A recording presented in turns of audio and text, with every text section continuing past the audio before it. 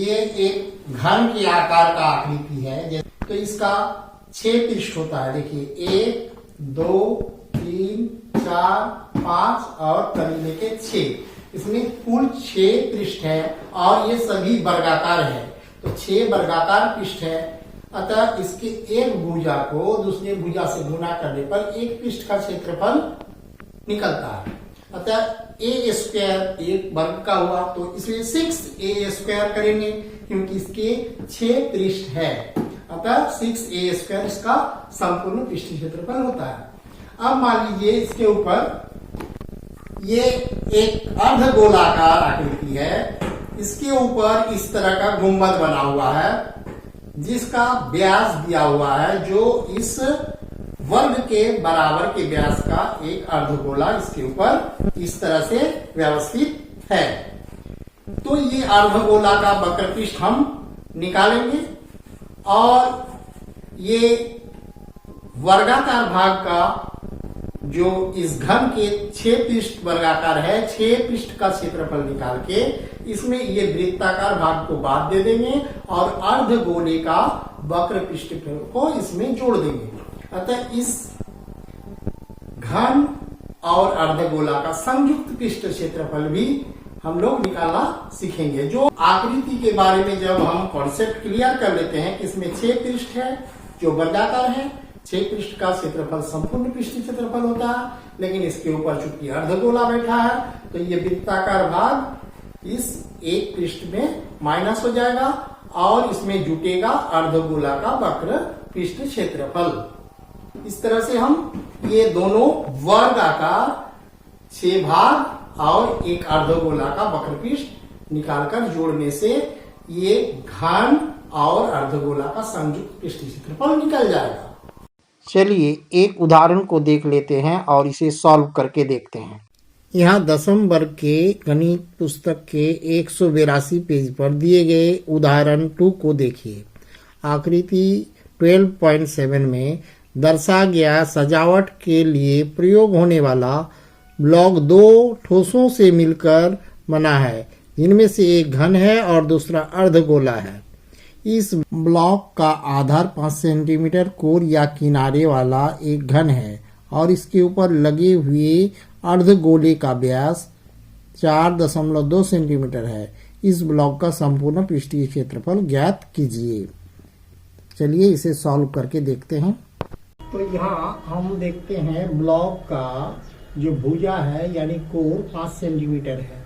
अतः यहाँ घन का a बराबर 5 सेंटीमीटर और ये जो अर्ध गोला है उसका व्यास है 4.2 सेंटीमीटर, यानी d बराबर 4.2 सेंटीमीटर। अतः r बराबर हो जाएगा 4.2 बाय 2 सेंटीमीटर। ये काटेंगे तो हो जाएगा 2.1 इंटू 2.1 सेंटीमीटर। अब हम संपूर्ण पृष्ठ क्षेत्रफल निकालेंगे, यानी घन और अर्धवृत्त। घन सह अर्ध गोला का पृष्ठ क्षेत्रफल बराबर सूत्र हो जाएगा 6a स्क्वायर, जो घन का क्षेत्रफल होगा।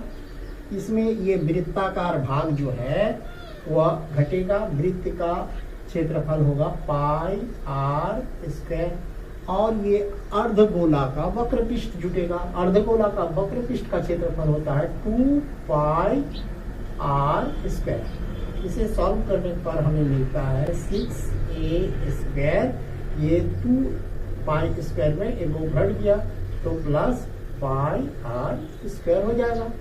अब इसका मान हम बैठाते हैं। चलिए 6 इंटू ए का मान 5 सेंटीमीटर का स्क्वायर प्लस पाई का मान 22/7 गुना r का मान हो गया 2.1 सेंटीमीटर, जो यहाँ हम निकाल चुके हैं इसका स्क्वायर। ये 5 का वर्ग करेंगे 25, 25 को 6 से गुना करेंगे तो 150 सेंटीमीटर स्क्वायर होगा। और इसे हम सॉल्व करेंगे 22/7 गुना 2.1 सेंटीमीटर गुना 2.1 सेंटीमीटर। इसे हम 7 से काटेंगे 0.3 होगा। अब गुना करने पर हो जाएगा चलिए 150 सेंटीमीटर स्क्वायर प्लस इसमें हम जोड़ेंगे 6.3 22 से गुना करने पर 13.86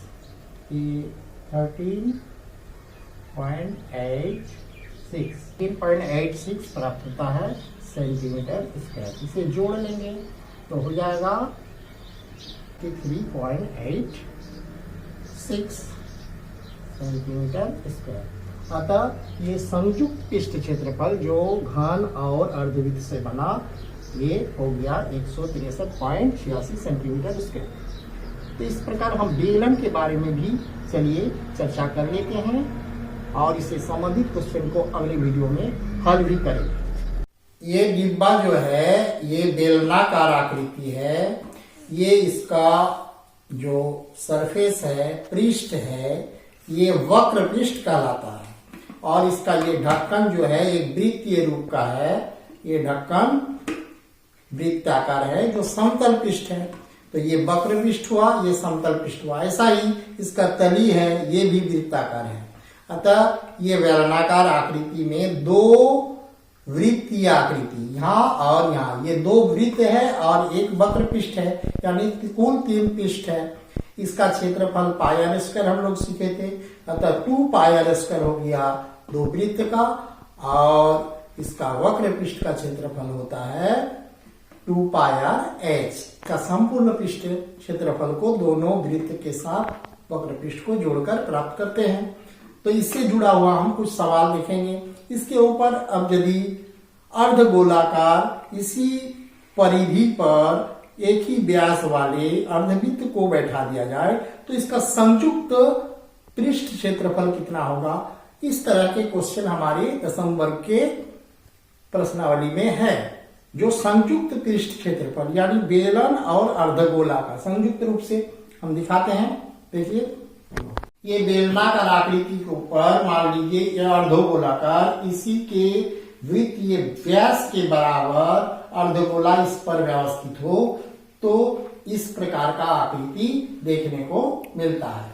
अतः ये बेलन और अर्धगोला दोनों का वक्र पृष्ठ को हम संयुक्त रूप से निकालते हैं। इसे दो अलग अलग आकृति का संयुक्त रूप है। अतः इसका वक्र पृष्ठ और अर्धगोला का वक्र पृष्ठ को जोड़कर इसका पृष्ठीय क्षेत्रफल निकाला जाता है।